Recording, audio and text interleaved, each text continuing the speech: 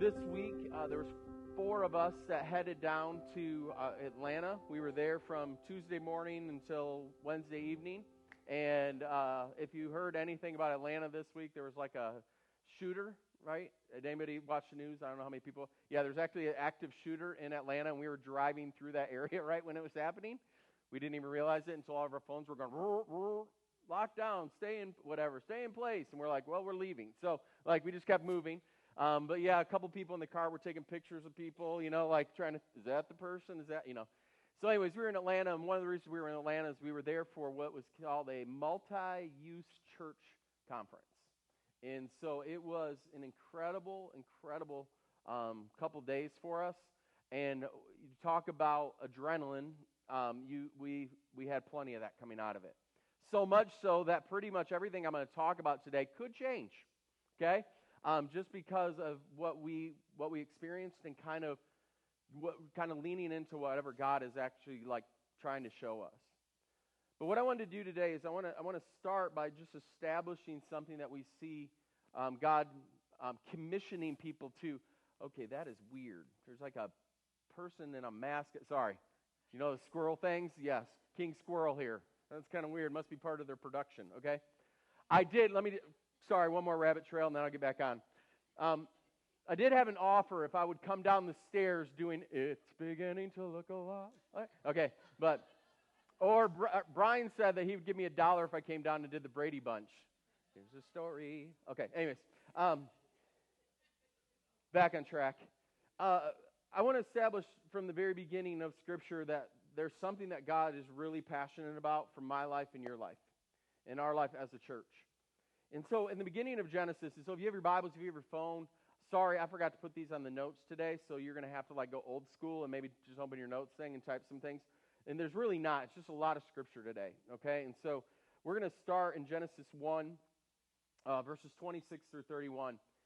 And this is in the moment where God is creating man, and he gives them a specific thing of what they're supposed to do. And so he says this, "Then God said, let us make mankind in our image and in our likeness, so that they may rule over the fish of the sea and the birds in the sky and over livestock and all the wild animals and over all the creatures that move across the ground."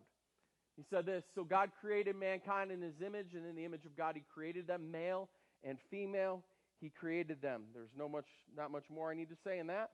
Okay, the second one, this next verse says this, and this is where I want us to really key in on. God blessed them and said to them, what? "Be fruitful and increase in number," okay? And then he says, "Fill the earth and subdue it, rule over the fish of the sea and the birds of the sky and over every living creature that moves on the ground," okay? So there's one little phrase that God gave to Adam and Eve. He says, "Because of who I've created you to be and because I've made you man and woman, now be fruitful and multiply," okay? And this is the thing that we begin to see through these stories as we continue to read. Now, what we know is that in Genesis chapter 3, the fall happens, right? And so God banishes them from the garden. You know the story. They have kids. Their kids have kids. And now all of a sudden we get to another period of time where we get to a guy named Noah. And Noah did what? He built the ark. And so he obeyed God even when it didn't make any sense, when they hadn't seen a drop of rain, when they didn't even know what it looked like. And God asked Noah to do something that just seems so absurd, okay? But God is the one that led him. God is the one that orchestrated all of it. And God is the one that put every piece in place so he could do it. So he brought in, anybody remember the Sunday school lesson? What? Of every animal?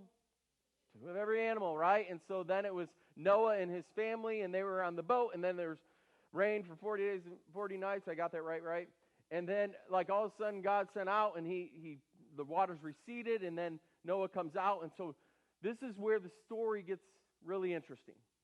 Because God decided way back over here that people were becoming so evil, and he regretted even making them, that he wiped off mankind off the face of the earth except for Noah's family and then 2 of every animal. And so we see this moment starting right after he gets off this boat, and then what he says is something that's very interesting, okay? And it's something that God said to them, to Adam and Eve at the very beginning, but he also makes this promise to Noah, okay? And in this promise that he makes to Noah, he simply says this. He says, then Noah built an altar of the Lord when they got off the boat, and all the clean animals and all the clean birds, he sacrificed burnt offerings on it. And the Lord smelled the pleasing aroma and said in his heart, never again will I curse the ground because of humans. Even though every inclination of the human heart is evil from childhood, and never again will I destroy all living creatures as I have done. And he says this, as long as the earth endures, seed time and harvest, cold and heat, summer and winter, day and night will never cease. Okay? And then he gives Noah this commission. And it's one that's very simple and very easy to understand because we've already read it. He says, then God blessed Noah and his sons, saying to them, what? Be fruitful, and increase in number and fill the earth. And then again, he reminds them again, 6 verses later, as for you, be fruitful. My word, I can't talk. Be fruitful. Oh, my. Whatever it says right there, do. Okay? But I think as we read this, we begin to see this is something that's very important as we see in the early stories, in the Genesis stories, in the creation stories. We see that it's something that we need to focus in on.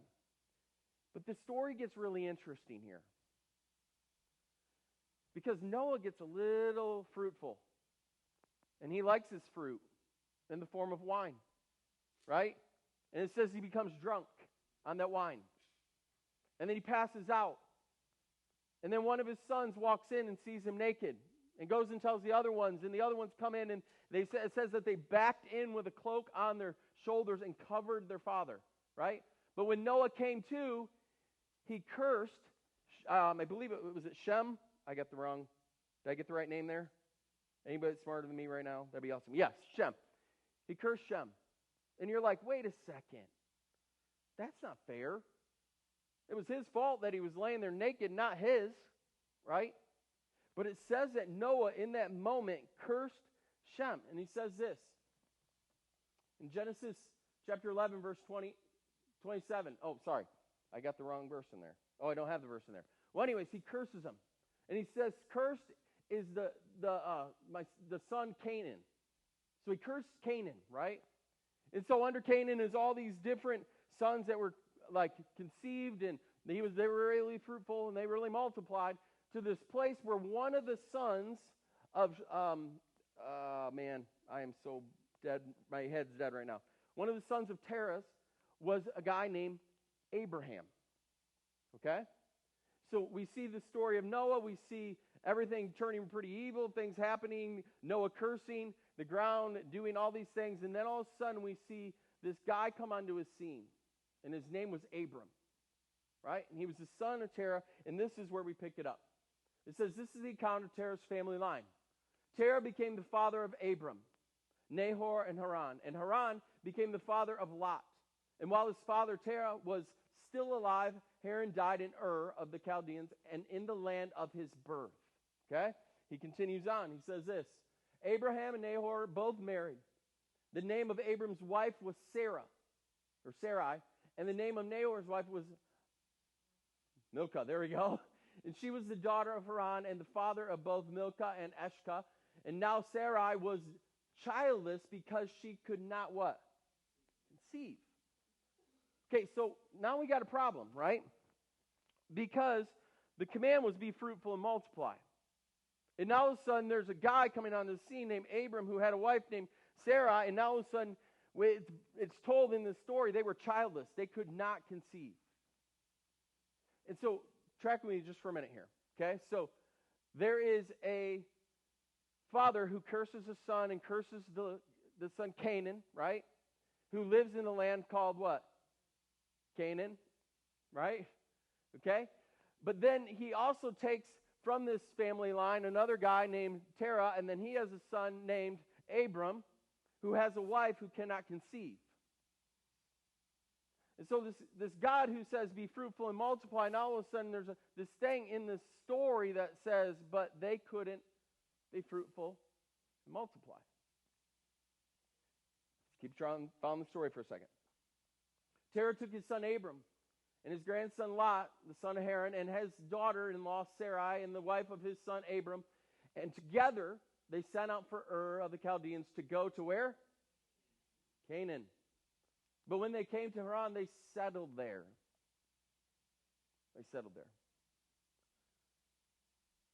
I don't know why this week, but that kind of stuck out to me.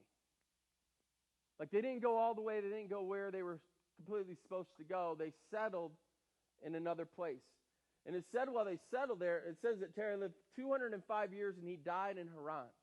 Right? It says when they settled there, they became kind of complacent. And in the time of becoming complacent, like now all of a sudden they accumulated all this stuff. Okay? And as we read the story and the story continues, what we see is this call of Abraham, or this call of Abram. Because Abram wasn't supposed to settle there, Abram was now called to go do something else. And it says this, the Lord said to Abram, go from your country, your people, and your father's household to a land I will show you. Okay? And this is where it becomes interesting to me. I will make you a great nation, and I will bless you. And I will make your name great, and you will be a blessing. I will bless those who bless you, and whoever curses you, I will curse. And all peoples of the earth will be blessed, what? Through you. It doesn't stop there. So Abram went, and as the Lord had told him, and Lot went with him. And Abram was 75 years old when he set out from Haran. And he took his wife Sarai and his nephew Lot and all the possessions they had accumulated and the people they had acquired in Haran, and they set out for the land of what? Canaan. And they arrived there. This week it was interesting to me because there's a couple thoughts I had as I went through this. Like, Noah cursed Canaan. And God took a guy and a wife who was completely incapable of conceiving, sends them to Canaan, and then says, hey, you're going to be fruitful and you're going to multiply and you're going to have kids and you're going to be the father of many nations. That's kind of a God story, right? Like if we look into this, it's like, yeah, that's kind of how God works. The story continues. It says this, Abram traveled through the land as far as the site of the great tree of Moriah and Shechem. I don't know how to say these words, so whatever. At that time, the Canaanites were in the land. And the Lord appeared to Abraham and said, to your offspring I will give this land. So he built an altar there to the Lord who had appeared to him. Continues on. From there he went on towards the hills and east of Bethel and pitched his tent. And when Bethel on the west and Ai on the east, there he built an altar to the Lord and called on the name of the Lord. Then Abram set out and continued toward Negev. The Lord said to Abram, after Lot had parted from him, look around from here to the north and to the south and to the east and the west, and all the land that you see I will give to you and your offspring forever. And I will make your offspring like the dust of the earth, so that if anyone could count the dust, then your offspring could be counted. Go walk through the length and the breadth of the land, for I am giving it to you. And so now you can imagine there's a little bit of confusion here. There's a little bit of probably hesitation, and we know it because we see it in the following verses that come. The Lord's covenant with Abraham was simply this. After this, the word of the Lord came to Abraham in a vision. Do not be afraid, Abram. I am your shield and your very great reward. But Abram said, Sovereign Lord, what can you give me since I remain childless? And the one who will inherit my estate is Eliezer of Damascus. And Abram said, you have given me no child, so a servant in my household will be my heir. So he's beginning to, he's like going, I get that you're asking me to do all these things, but God, there's got to be some miraculous intervention here. Then the word of the Lord came to him.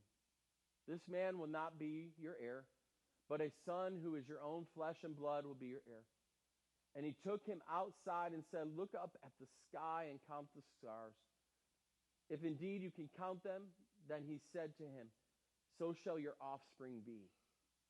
And I love this next phrase. Abram believed the Lord, and he credited it to him as righteousness. So there was a couple things that I kind of wrote down this week. Things I want us to remember. Because as we read this story, we go really back to the beginning. This idea of being fruitful and multiplying is something I believe that God even asks us even today in 2023. As he's asking us to be fruitful and multiply, and that's going to look different in all different circumstances, but there's a little bit of this in each and every one of us that says, no, I want to see things continue to grow. I want to see things continue to be healthy. I want to see things begin to change.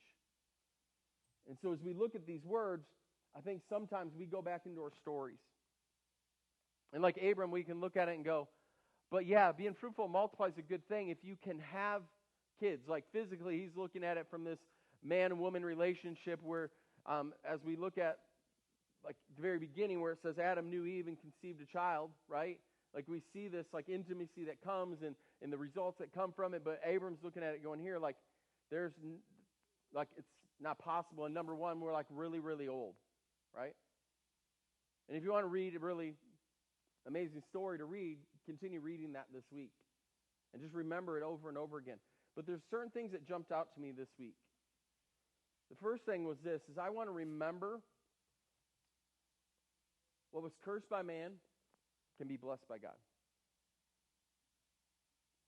Some of your hang-ups in life is that there's been a curse that's been spoken over your life or something that you believed in that was a lie, and it's begin the thing that says God could never do anything with that. You obviously do not understand the same God or serve the same God I serve. Because I believe that God can take and make all things new. He's the greatest at repurposing anything. And so as we kind of take this journey, as we begin to look at what God is asking us to do in this next season individually, but also as a church, what we want to understand is He's putting us in a place where He wants us to be fruitful and multiply. And so if we're going to be fruitful and multiply, we've got to get to this place of remembering that even though man might curse something, God can bless that same thing. And so He sent Abraham to the land of where? Canaan. And He said, I will bless you in this land, and everywhere you see, from the north to the south, from the east to west, as far as you can see, it's yours. You're blessed. Be fruitful and multiply. It says remember that. The second thing I want us to remember is this. I want to remember God used two people who were incapable of having children to be the father of many nations. He made the fruitless what? Fruitful. What I need us to understand is God can do the impossible. When we thank you, whoever just said that, or the group of people that just said that. God is a God of the impossible. And He could do more than we can ever ask, think, or imagine. Do we have the faith?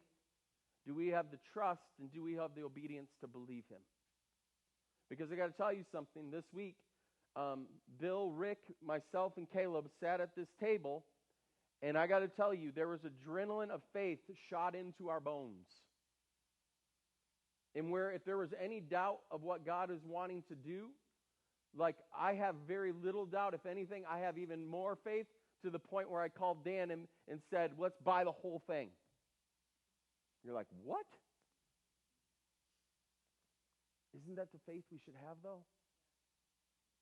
Because here's the thing, like the thing that we were shown this week as we walked through this idea of multi-use site is, like, what does it look like to use these earthly wealth to fund kingdom initiatives? And I got to tell you something, these presenters gave a very compelling, faith-filled, illustrated of how that can happen. And I got to tell you something. We aren't building a church with a steeple. We have a box. And this box can be shaped and formed and created into whatever it is that God wants us to do. And He can take and He can shape and He can form different opportunities and different relationships to bring into that place that not only like further His kingdom, but also take away a lot of the pressure of what we're trying to do in that moment. And they're all kingdom-minded. They're things that aren't like way off, right? Like first of all, we're not going to go in and bring something that's so drastically opposite of the church and put something in that building. We're not going to do that. And we're not going to even like allow people to use spaces that don't line up with biblical. And I know that there'll be legal issues probably at some point and some things like that.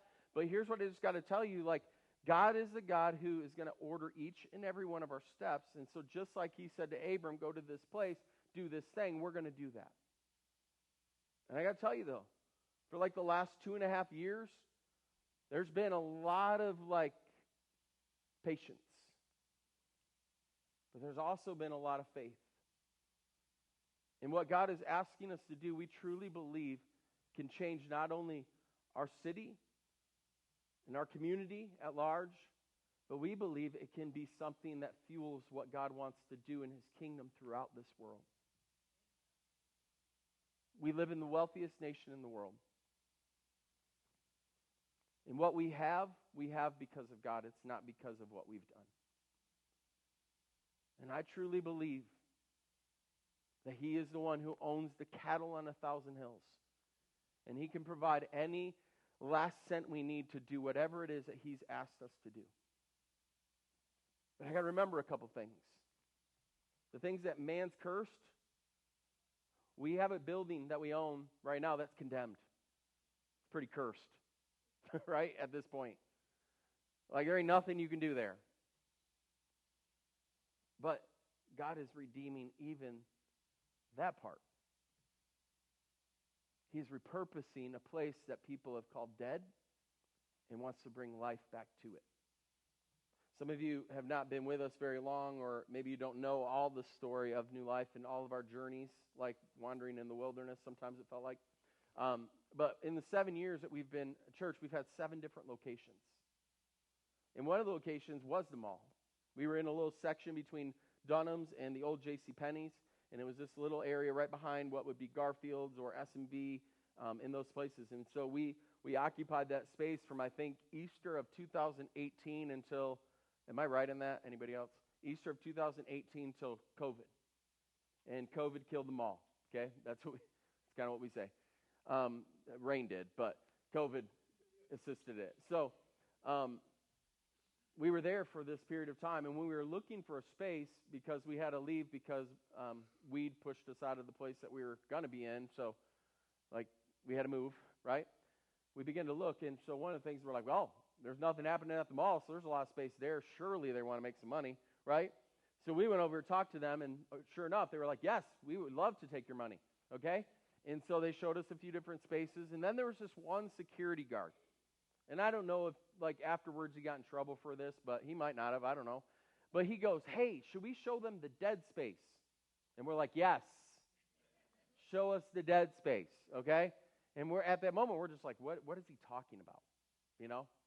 And so we didn't realize that when they actually when they built Dunham's, they cut off this whole section of the mall.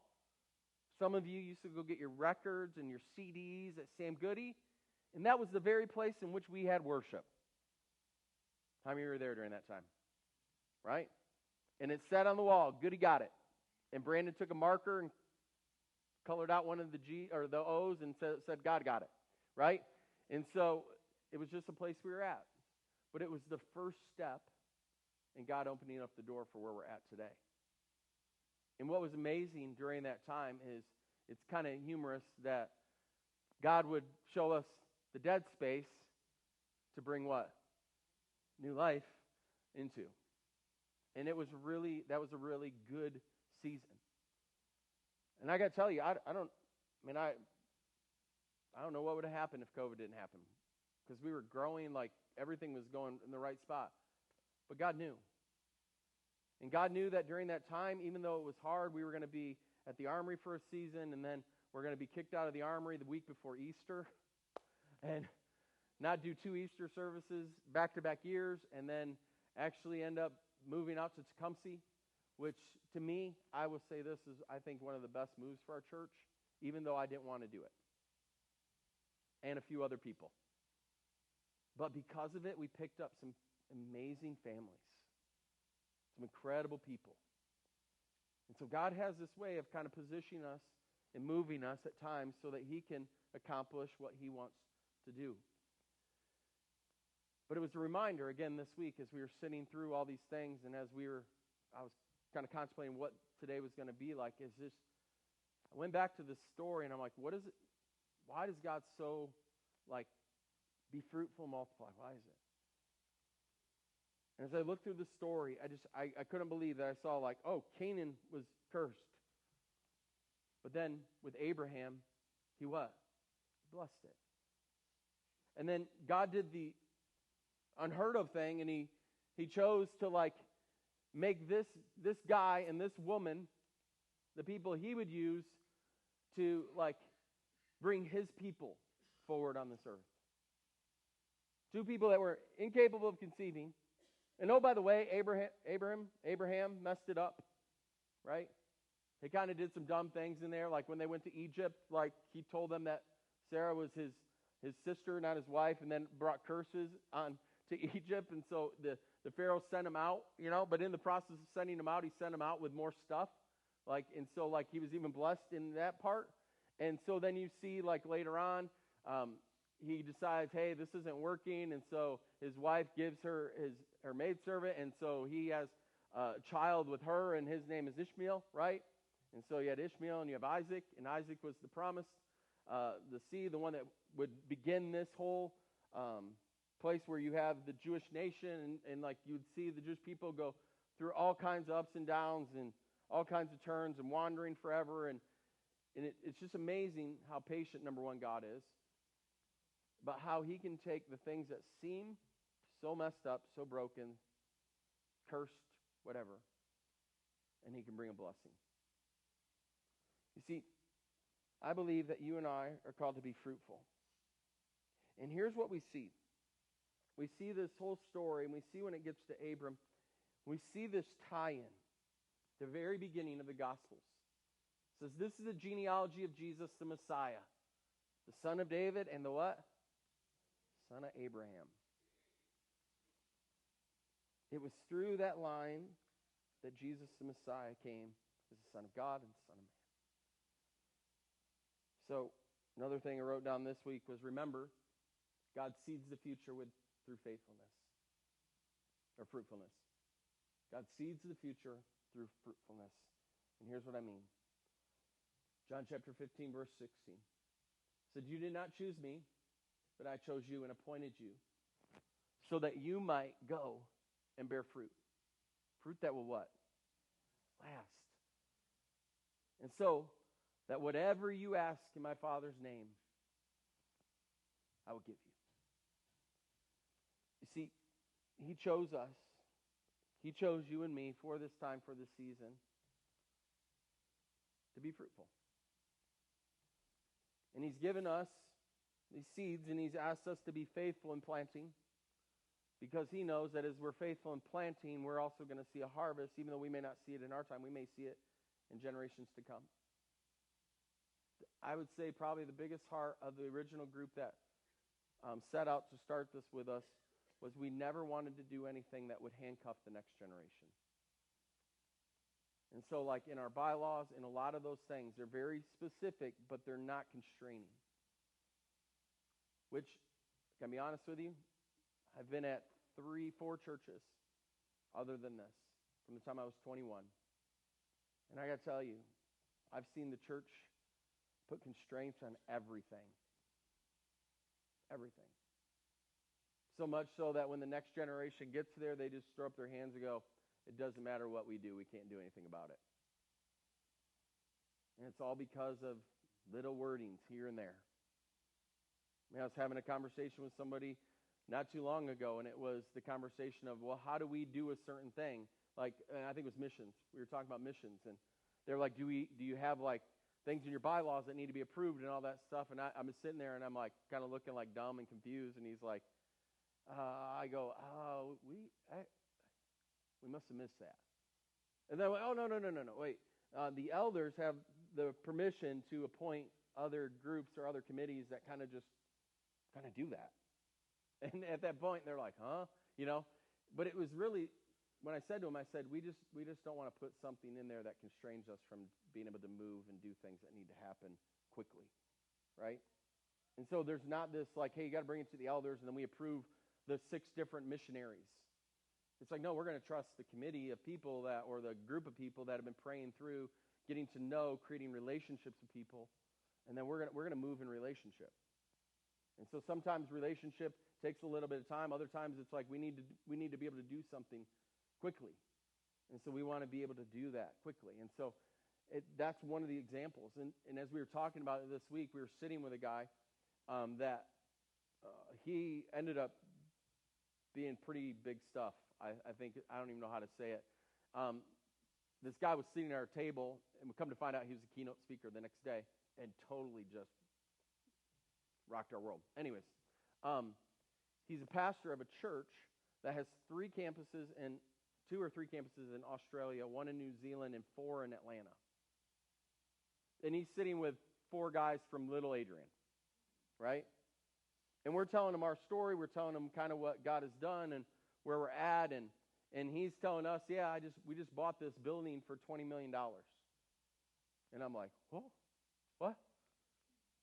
And he goes, but it's not costing us a penny. I'm like, what? And he's like, no, like literally because of the way this is set up, like we have an events company over here. We have a preschool and daycare over here that cleared $2 million last year. We have a thing that just cleared $62,000 in 1 month over here. And we have this co-working area over here. So he goes, the church came in, bought it out from underneath the developer who had all these leases already locked in. And so we know that we have a 10 plus 1 on this space over here. And so we know for the next 20 years, this is completely taken care of. And oh, by the way, we're even making money on it. Because we're paying rent, we're meeting here for a church, but the money's coming back to us, right? And not only that, whatever's coming out on top of this is actually going for us to start new churches. And his goal is what he believes God told him to do was 200 churches in 5 years. And I'm like, whoo, okay. That's crazy, you know. But his whole thing is simply this, like, number one, $20 million is a big price tag, right? But he goes, when you begin to look at your facility differently, where you can serve needs in your community. Now, this is Alpharetta. It's very wealthy. Like, I'm not saying, like, that's anything that's going to happen here. But what it does is it makes you be able to see things from a different perspective. And go, okay, God, what are you inviting us into that's different? And here's the beautiful part about, because God has set this up this way, it can be so different. We have a box, remember? And this box can be conformed any which way like we feel like God is asking us to do it. And here's the beautiful part about it. 30 years from now, some other person comes along and they go, I don't know why in the heck they built this way. They can knock the wall down and they can build it however they want. Because it's not supporting anything. Nothing's going to fall in on their heads. Like, it's just built that way. And so we want to move very carefully and going, we want to position ourselves in a way, right, that doesn't lock everything in from now until Jesus returns to a place where it hinders or handcuffs the next generation. And so today what I want to do is I want to walk us through a couple things that we need to understand. And the first thing we need to understand and what we're moving towards and what we're moving into is something that, this is very simple. We want to build something that lasts. Long past CJ and long past any person that might be in this room, we want to see God build something that's generational, something that continues on from one generation to the next generation and is faithful and fruitful in the next generation, right? That God that we were talking about, one of the things that their church is actively pursuing is they want to leave $500 million in assets to the next generation. They're completely paid for, that are completely mortgage neutral. And I'm like, oh, that's pretty crazy. And there's so much more to this, and we're not going to get into it completely today, but I just want to share with you kind of the steps forward, okay? Because I believe the thing that man is called cursed, God is going to bless, and it's going to be a witness to everybody that comes in. And when everything else begins to take shape, it's going to be funneled back to God. Like, look at what God has done. Because we've been a part of this from the very beginning. All this stuff that's happened up to this point with the mall redevelopment, it's all been because of what God has brought us into and allowed us to be a part of. And I got to be honest, it's been fun but exhausting at the same time, right? The fun part is getting to dream and concept kind of what things are. The not so fun part is the work that you have to do, right? Sometimes. But I want to explain to you. So we've got kind of some phases. So phase 1 is simply this, okay? And I don't know if I have that right. Oh, yeah. So here we go. Build the separation wall. So if you've been in the building, the old Alabama building, we've got to build basically an old exterior wall, and that is going to begin construction hopefully this coming week, okay? And that wall is going to expand from the north side down to the south side of our building, right along the middle of it, okay? So 18-foot wall by 120-foot wide block wall has got to be built, okay? And so in that process, we're getting all the stuff done that needs to do this. We also need to finish demoing 2 different walls, okay? So when you walked in, if you were here for our prayer thing, or if you've been there this summer, there was 2 walls we started to demo, and we've kind of put on hold, and now we've got to come in, finish those off, and there's a reason for this, okay? The other thing is we're going to begin to organize different storage spaces. So why am I saying all this? I'm saying all this to go, we need your help, okay? And so there's some different things. Some of you are like, organizing? Did they say organizing? I will bring my label maker and my containers, and I'm good to go, right? And some of you, and Brian, you just got called out. They have his and her label makers because Brian doesn't like sharing his. So anyways, so the fourth one is this: clean up the future nursery and office area space, paint, finish flooring. So some of the nursery areas or back rooms that used to be used for those things, there's stuff that's going to happen. Those are things we can do now, okay? I went to Alyssa this week. I said, Alyssa, I need you to just conceptualize something for me. I said, can you take the nursery space and then can you just kind of put your flavor on it? And so isn't she amazing? Okay, if you don't know Alyssa, she's an amazing artist, okay? So you're like, that's the longest baby crib in the history of baby cribs. Anyways, what we're wanting to do, though, is there's spaces that we already have that we can already start moving on. We don't have to reconstruct walls. We don't have to do it. We need to put some carpet down. We need to paint some walls. We need to clean up some spaces. And we can begin to shape those different areas right now. But this is a space that we want when every family comes, if they have young people, to look at it and go, man, they really look like they took time to make sure every detail was taken care of and like my kid is safe. And not only safe, but the people that are in there really want to care for my kid, right? And so that's like one little idea. And so as we look at this phase, we continue on and we go, here's the fun part now. We got to seal in the building. So what does that mean? It doesn't mean, hey, there's outside things. It means in order for us to get occupancy, okay, we're going at this a certain way. We're going at it and we're going to try to get immediate occupancy quickly. Now what that doesn't mean is this. It doesn't mean that as soon as we get occupancy, we're moving there, okay? Just so everybody knows that. It's like there's other things that got to happen, but we figured that occupancy is the best thing to go for first, okay? Because if we were to start doing some of the bigger projects we want to do in there, it would throw up all kinds of like put us on all these different radars, and now all of a sudden we got to do this and that when we wouldn't have had to before. At least that's how Dan and other people that are smarter than me with this whole process told me, okay? And so we're going to just seal it back in. So we're going to put the drop ceilings back in. We're going to get everything fixed up. We're going to seal it up to the back wall, and then we got to do a few other things. And God bless the city of Adrian. We got to plant trees and clean up the landscape, okay? We got to build a garbage enclosure. So, and any of you guys are gifted at building garbage enclosures, come see me, okay? One of the things we're doing as well is we're separating the power. Consumers are going to be bringing in a new power line for us. That's all going to get repurposed so that we will stand completely alone on this whole property. So if someone comes in and says, we're going to bulldoze the whole place, we can stand right there alone and nothing changes, okay? So that's what we have to do. Then we're going to apply for occupancy.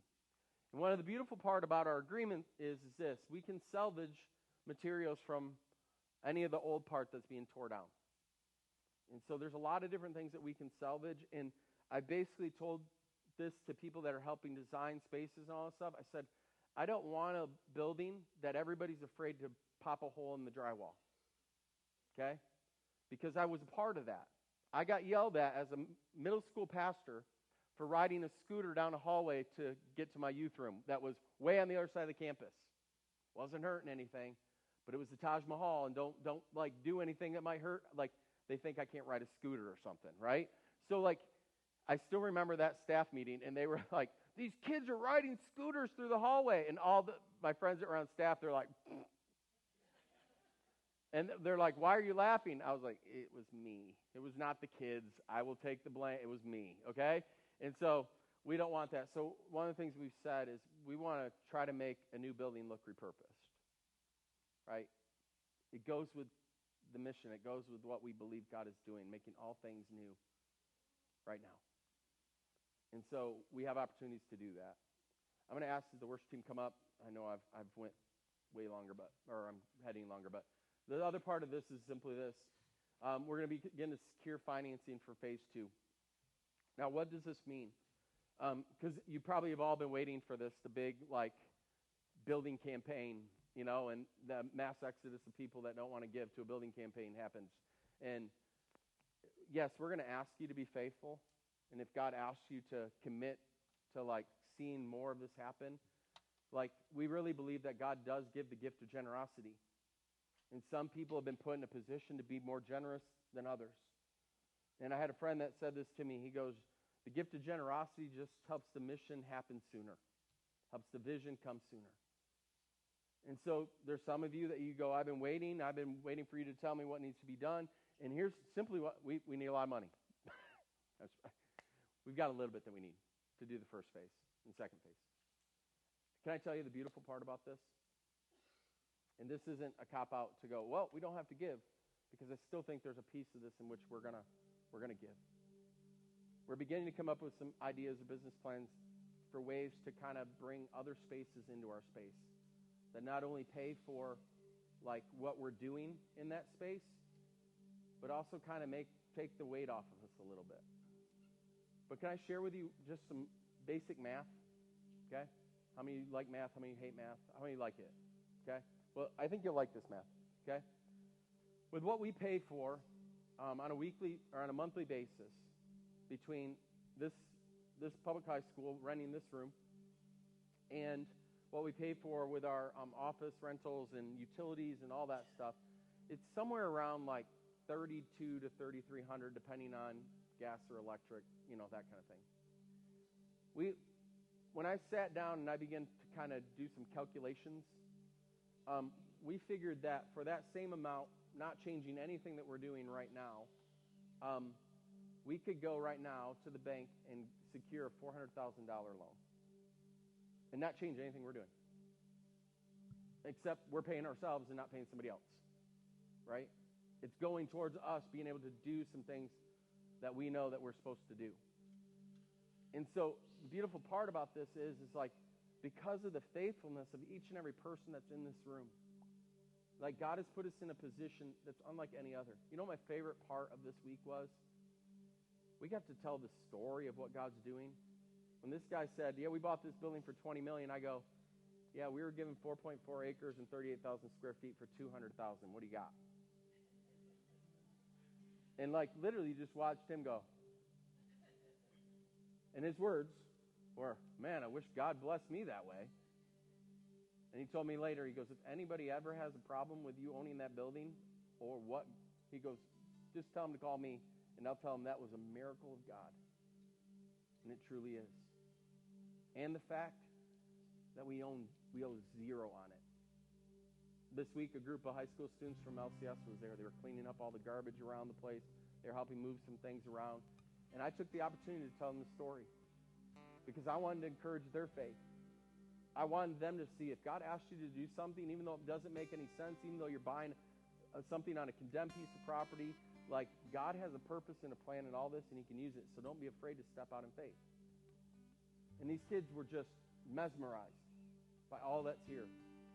I even had one kid that's like, hey, can you just walk me around and tell me what you're doing? And it's a kid that, if I told any of the kids at LCS the name of this kid or any of the teachers, they'd be like, he did what?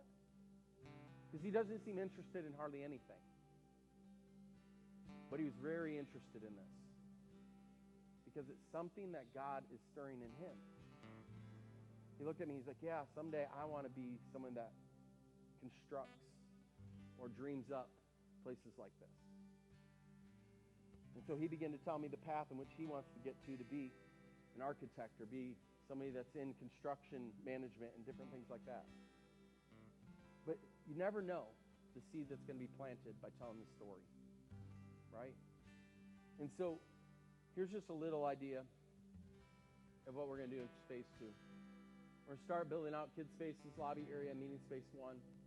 Remove drop ceiling and raise fire suppression system in meeting space 1, and so much more.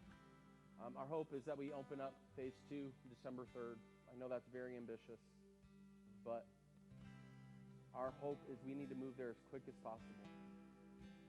And you're like, well, I'm just saying because we can do so much more. Like, that's my thing. We can do so much more. Meeting room 1, what we're talking about, anything that's pink is future. Like, well, let me say this. As of 11:38, which I've already said, I'm already gone late, on May 7th, that's the plan. At noon, it can change. I don't know. But we're going to be open to what God has for us. And so these were some architectural drawings that we had that we took and I reshaped just for a minute. But on the upper side of this, you'll see the bigger room up there is a kids' meeting space. The nursery are in the upper 2 parts. Bathrooms are up in the upper 2 parts. There's a preschool classroom area that's right there and some offices and all that stuff. Our hope is that all that stuff on the north side and all this little piece on this side and the green space in between can happen by December 3rd. To me, I don't think it's very hard. Now, other people that know what it takes are going, you're idiotic. Okay, so that's okay. I'll be an idiot for Jesus. Okay, so, but this is it. But here's what it comes down to, and this was how I got reminded of this week as I was sitting and talking with a friend. There's a verse that we started New Life, like kind of became the verse, and it's Daniel 11:32. And it says, the people who know their God will be mighty, and they will. The Hebrew word in here is just do. Like some translations just say do great things, do great exploits. But I wanted to even take do out because I wanted to put 3 little dots. Because I believe that you're the people that know God. And you're the people that know He's mighty. And so you won't hesitate in going and doing what it is that He's asked you to do. And so you're going to see these little dots around. Some of you, every time I do something, some people go get tattoos of it. Okay? But for me, these 3 little dots, you're like, but they're not like dot, dot, dot. They don't look like they're supposed to look. Yeah, no, because I believe that each dot is going to build on itself. It's going to become more and more fruitful when you continue to do what He asks you to do. I believe that there's a greater impact. It's the idea of, hey, let's throw a stone into the water and clear water, and all of a sudden the ripple effect happens, right? I believe, and this is what I've said, I believe that what God is inviting us into, I believe is going to awaken faith in the church community, in our community. And we're going to begin to see the church community begin to stand up in faith and go, what are we believing God for? Because right now, if you look at the news, you watch the news, you're going, this is the stupidest thing to do right now. The economy tomorrow could collapse. All of our money could be gone. Yeah, whatever. Like, I literally am not concerned about that. Because here's the thing I know from the very beginning of the time I started serving Jesus, I believed in a God who would take care of every single need that I have. And He has. In our family, in our life, you can ask Katie, there's not been a single day that we've ever went without. Because God has been incredibly, incredibly faithful. Even when we didn't understand it. Even when we moved here, we took a step of faith, and like we both did things that we didn't think we were going to be doing, but we did them, and then God opened up other doors. But God continued to take care of us. And so I'm inviting you into this. You can be as involved or uninvolved as you want to be. But I want you to be what God has called us or challenged us to do, to be fruitful and multiply. I don't want to do this by addition. I want to see God's kingdom multiply. And it starts by you seeding into the future through your fruitfulness.